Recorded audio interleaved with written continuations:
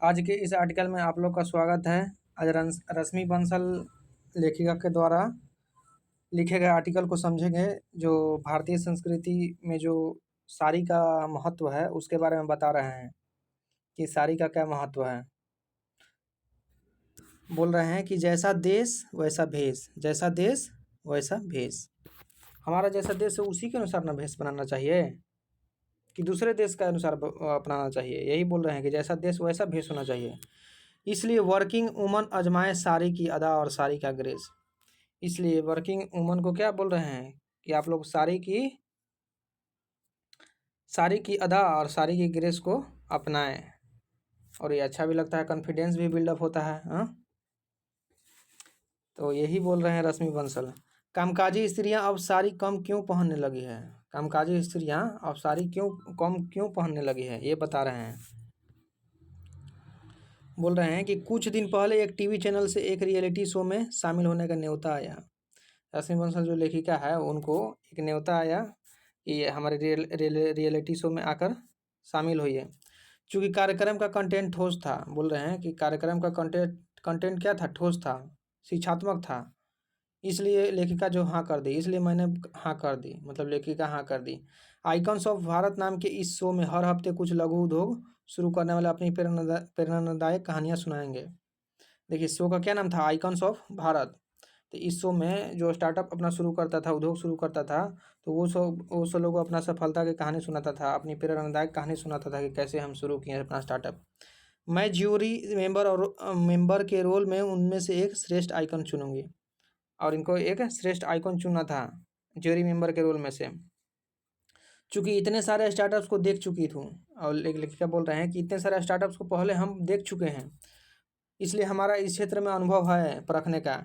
परख चुकी हूँ, यह काम तो मेरे लिए आसान था, और इसलिए यह काम मेरे लिए आसान था क्योंकि पहले ऐसा काम बहुत कर चुके हैं। लेकिन एक मुश्किल ज़रूर थी, लेकिन एक बोल रहे हैं कि मुश्किल भी थी कि शो के दौरान पहनूँ क्या। लेखिका को एक मुश्किल थी कि हम शो के दौरान पहनेंगे क्या। क्या शार्क टैंक की तरह कुछ रंग बिरंगे उटपटांग कपड़े मुझे पकड़ा दिए जाएंगे? बोल रहे हैं कि क्या शार्क टैंक की तरह कुछ रंग बिरंगे का उटपटांग कपड़े मुझे पकड़ा दिए जाएंगे? ना बाबा ना, मुझे मंजूर नहीं। बोल रहे कि ना ना, ये सब हमको से नहीं होगा। कुछ सालों से मैं देख रही हूँ कि हर टीवी चैनल पर ज़्यादातर एंकर वेस्टर्न स्टाइल के कपड़े ही पहनते हैं। लेखिका बोल रहे हैं कि कुछ साल से देख रहे हैं कि आजकल के टीवी चैनल पर ज़्यादातर एंकर वेस्टर्न स्टाइल को कपड़े ही पहनते हैं, इस कारण से उसको बढ़ावा दे रहे हैं। अब धीरे धीरे जो है ना, वेस्टर्न कल्चर बहुत ही ज़्यादा हावी होते जा रहा है। पहले था कम, अब बहुत ज़्यादा हावी होते जा रहा है। अगर ये ट्रेंड सिर्फ टीवी पर नहीं, कॉर्पोरेट दुनिया में भी साफ नज़र आता है। बोलने की ये ट्रेंड सिर्फ टीवी पर नहीं, कॉर्पोरेट दुनिया पर भी साफ नज़र आता है। कॉर्पोरेट दुनिया का आम जनता भी जो है उस पर भी पूरा दिखाई देता है वेस्टर्न कल्चर का प्रभाव।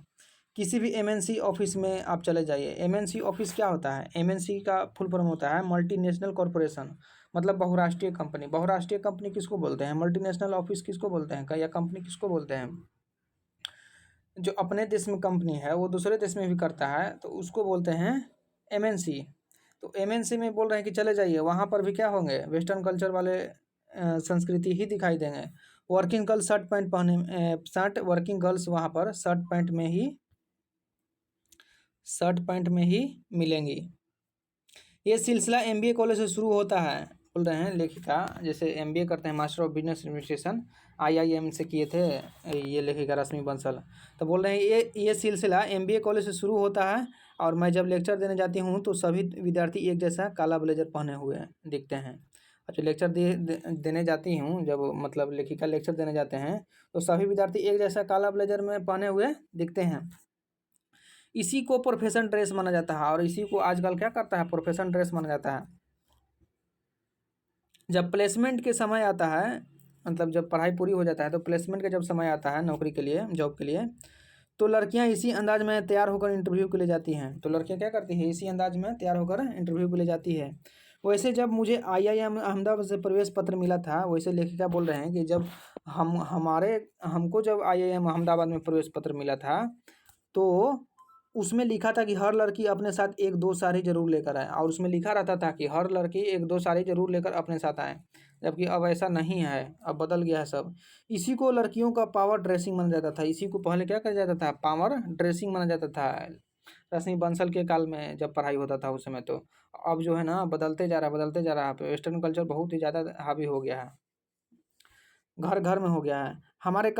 हमारे कन्वोकेशन में हर लड़की ने सुंदर साड़ी पहनी थी। हमारे कन्वोकेशन मतलब क्या होता है, दीक्षांत समारोह, जब डिग्री दिया जाता है तो बोल रहे हैं कि हमारे कन्वोकेशन में हर लड़की ने सुंदर साड़ी पहनी थी, जबकि इस साल के कन्वोकेशन में आपको एक भी साड़ी नज़र नहीं आएगी। तो हुआ क्या, बोल रहे हैं कि जब हम लोग कन्वोकेशन होता था, दीक्षांत समारोह होता था, तो उसमें सभी लड़कियां क्या करते थे, साड़ी पहनते थे। मगर अब जो कन्वोकेशन हो रहा है इसमें एक भी साड़ी नज़र नहीं आया। आखिर हुआ क्या, वेस्टर्न कल्चर इतना क्यों हावी हो गया? पिछले 2-3 दशक में साड़ी एक झंझट वाली ड्रेस बन गई है। पिछले 2-3 दशक में साड़ी क्या हो गई, एक झंझट वाली ड्रेस बन गई है। ये झंझट वाली ड्रेस क्यों बन गया है? क्योंकि हम लोग वेस्टर्न कल्चर से ज़्यादा प्रभावित हो गए हैं, इसलिए झंझट वाला क्या बन गई है, ड्रेस बन गई है।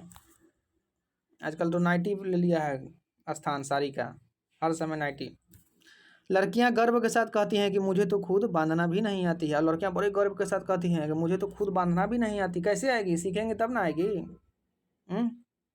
और बहुत अच्छा बोल रहे हैं आपकी बांधना नहीं आती है, भारतीय संस्कृति में पहनावा है साड़ी, तो उसके बारे में जानिए, उसके बारे में उसके पहनने के लिए जानिए। तो बड़े गर्व के साथ कह रहे हैं, ये अच्छा नहीं है। दूसरी ओर साड़ी एक बंधन वाली ड्रेस बन गई है, दूसरी ओर बोल रहे हैं कि ये साड़ी बंधन वाली ड्रेस बन गई है आज कल के लड़कियां के लिए। कई लड़कियों को शादी के बाद कहा जाता है कि अब वो आपको सिर्फ साड़ी पहनना है। कई लड़कियों को क्या कहा जाता है कि अब से केवल साड़ी ही पहनना है, अब आपको सिर्फ साड़ी पहननी होगी। ये हमारे घर का उसूल है, ये हमारे घर का उसूल है। कौन पसंद करेगा ऐसी डिक्टेटरशिप? लेकिन आप बोल रहे हैं कि लड़की जो है आजकल के, जब शादी होता है तो वहाँ का ससुराल वाला बोलता है कि साड़ी ही पहनना पड़ेगा यहाँ। लेखिका बोल रहे हैं उनके बारे में कि ऐसी लड़की को बोल रहा है तो कौन ऐसी लड़की बर्दाश्त करेगी, ऐसे डिक्टेटरशिप, ऐसे तनाशा नहीं करेगी।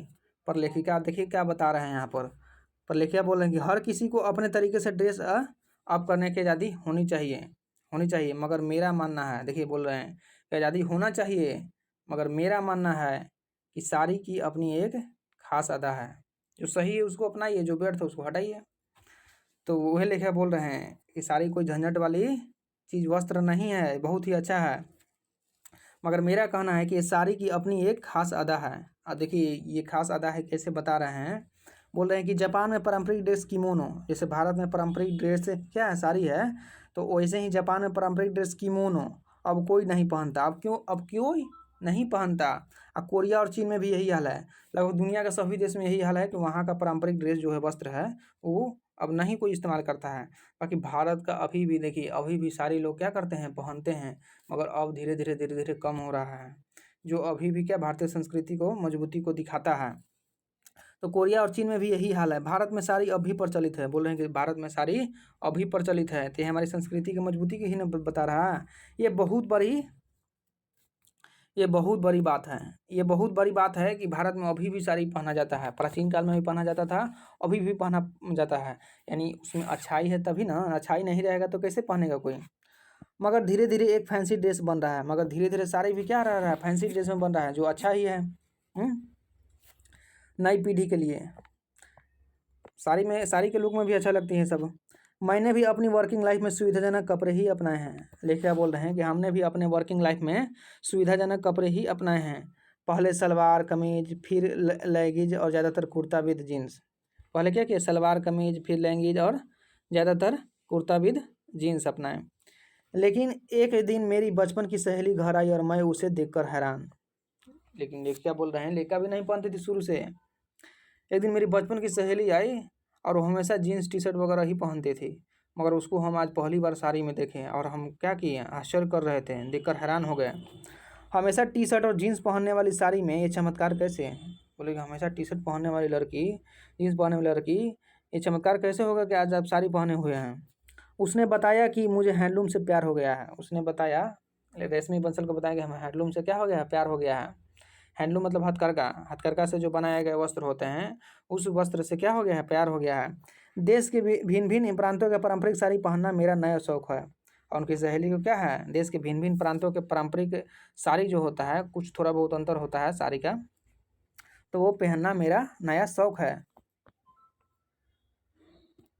सचमुच वो बहुत एलिगेंट लग रही थी जब साड़ी पहनी हुई थी। तो एलिगेंट मतलब होता है सुंदर। सचमुच क्या कर रही थी, बहुत सुंदर लग रही थी। मेरा मन हुआ कि मैं भी यह फैशन आजमाऊं। और लेखिका को क्या हुआ कि मेरा भी मन हुआ कि मैं भी ये फैशन आजमाऊं। जीन्स में क्या बहुत अच्छा लगता है, नहीं लगता अच्छा। तो उनका भी मन हुआ कि मैं भी अपनाऊं। और धीरे धीरे मुझे भी हुआ हैंडलूम साड़ी से प्यार। और धीरे धीरे इसी प्रकार से रश्मि बंसल को हैंडलूम वाली वस्त्र से क्या हो गया, प्यार हो गया। मैं जहाँ टूर जाती हूँ उस जगह की एक साड़ी ज़रूर खरीदती हूँ। लेखिका बोल रहे हैं कि जहाँ भी भारत में घूमने जाते हैं वहाँ का एक साड़ी अवश्य खरीदते हैं। अपनी किताब के अपनी किताबों के फंक्शन में मैंने साड़ी पहनी तो सबने बहुत सराहा। अपनी किताबों के फंक्शन में क्या हो गई, मैंने साड़ी पहनी तो क्या किए, सबने बहुत सराहा। मेरा कॉन्फिडेंस बढ़ा। और जब साड़ी पहनने लगे तो इनको बहुत लोग सराहने भी लगे और कॉन्फिडेंस भी बिल्डअप हुआ। इस पहनावे से प्रेम भी और इस पहनावे से उनको प्रेम भी विकसित हुआ। इसलिए टीवी चैनल वालों को मैंने कहा कि शो पर मैं साड़ी नहीं पहनना चाहूँगा। और इसलिए टीवी चैनल वाले को रश्मि बंसल बोल दिए हैं कि मैं साड़ी ही पहनना चाहूँगा, वो भी अपने चॉइस की, अपनी मर्जी से कौन अच्छा है। उन्होंने कहा ठीक है। और एंकर जो बोल दो ठीक है। मन में थोड़ी शंका तो हुई कि 14 दिन तक रोज़ साड़ी घुटन तो होगी नहीं। और लेखिका को मन में शंका हुई कि 14 दिन तक ये चलने वाला समारोह रोज साड़ी पहनेंगे तो घुटन तो नहीं होगी। मगर देखिए आगे क्या बताते हैं। असल में 2 दिन में ही मैं इतनी कंफर्टेबल हो गई कि 5 मिनट में तैयार। और 2 दिन में इतनी अच्छा तरह से सीख गए कि 5 मिनट में ही क्या हो गए, पहन कर तैयार हो गए। वो भी बिना मदद के। सोच लीजिए कितना कंफर्टेबल होता है। मैंने साड़ी ऐसी चुनी तो सोबर हो मगर आकर्षक प्रोफेशनल लुक के लिए मैंने पहला तसर सिल्क या handloom cotton plain with border blouse भी मिक्स्ड एंड मैच स्टाइल का, जिससे कुछ हटकर आगे लगे, मतलब फैशनेबल चुने। मेरी सलाह है कि ऑफिस में अगली बार जब कोई प्रेजेंटेशन देनी हो तो साड़ी पहन कर जाए, ना कि वेस्टर्न कल्चर वाला। देखिए लोगों पर क्या असर पड़ता है, तब देखिए लोगों पर क्या असर पड़ता है। आपका कॉन्फिडेंस बहुत बिल्डअप होगा अगर भारतीय संस्कृति का वस्त्र आप धारण करेंगे तो। और हाँ, मेरा प्रोग्राम भी यूट्यूब पर देखिए। और रश्मि बंसल बोल रहे हैं कि मेरा प्रोग्राम भी यूट्यूब पर आप लोग देखिए। शायद आपको एक लघु उद्योग शुरू करने की प्रेरणा मिले और इससे क्या होगा, आप हमारे लेक्चर को देखेंगे तो लघु उद्योग खोलने की आपको प्रेरणा जागे, या फिर मेरी तरह साड़ी पहनने की इच्छा भी। जैसा देश वैसा भेष आजमाइए, साड़ी की अदा साड़ी का ग्रेस। जैसा देश वैसा भेष अपनाइए, जैसा हमारा देश है उस देश का संस्कृति को अपनाइए। यही लेखिका कहना चाह रहे हैं रश्मि बंसल जी। आज की इस वीडियो में बस इतना ही। धन्यवाद।